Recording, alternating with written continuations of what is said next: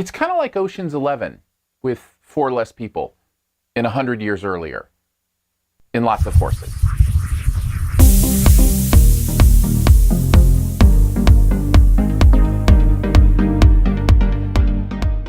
You tell Bo if he wants his town, come see me.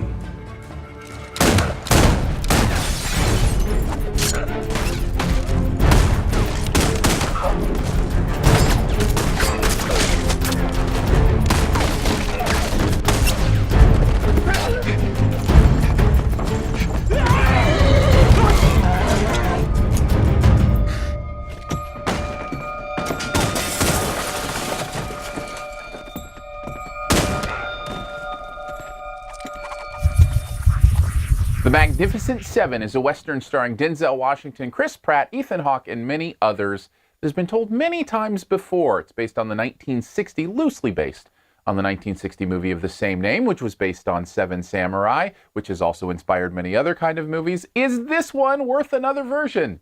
Here's 5 things you might want to know about The Magnificent Seven.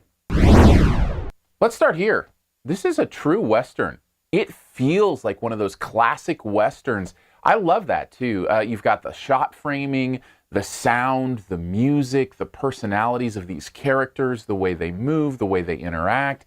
It just feels like it's paying homage to all those Western movies over the year. The Western used to be like the comic book movie. You know how many comic book movies there are? That's how many Westerns would come out back in the day. So it's kind of nice to see one back on the big screen. But it's not just a Western. It's a really funny Western. I laughed a lot during this movie, and I think that's to the movie's advantage. Chris Pratt is a lot of that. He does really great work here. I love his sense of humor, but it's more than just him. It's this ensemble cast. It's the way that they play together. You can tell they have great chemistry, and there's something really fun about that. But what's great about the humor is it's balanced with reality. There are true stakes in this movie. People die. Things happen. There's a gravitas to what's going on here that isn't short-circuited by the humor. I see so many movies get this balance wrong, where the humor is a different tone than the drama. It's like you have to have them exist in the same world. And this movie strikes that balance perfectly for me. It's both funny and serious, and it works well. Now, it's not a perfect movie, and I will get to the one thing that I thought brings the movie down a bit for me. Before we get there, though, a little bit of a caution, because this one might bring it down for you, although I enjoyed it. Vincent D'Onofrio, his performance in this is stunning. Now, take that, interesting, compelling, however you want to look at it. It's one of those performances I think is either going to work for you or not work for you because of how quirky and interesting it is. For me, I loved it. I love him as an actor. For you, it might be a little off-putting, but just fair warning, it's a really interesting performance. So what is it that brings this movie down a little bit for me? Unfortunately, it's the end, and that's rough. You got to get the end right. You got to stick the landing.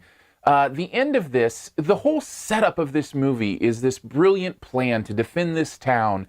And, just like Ocean's 11, they're developing this plan. The difference is the end just isn't satisfying in that same way. It feels a little bit chaotic. It feels overly long. It feels a little confusing at times. I think you can make it work.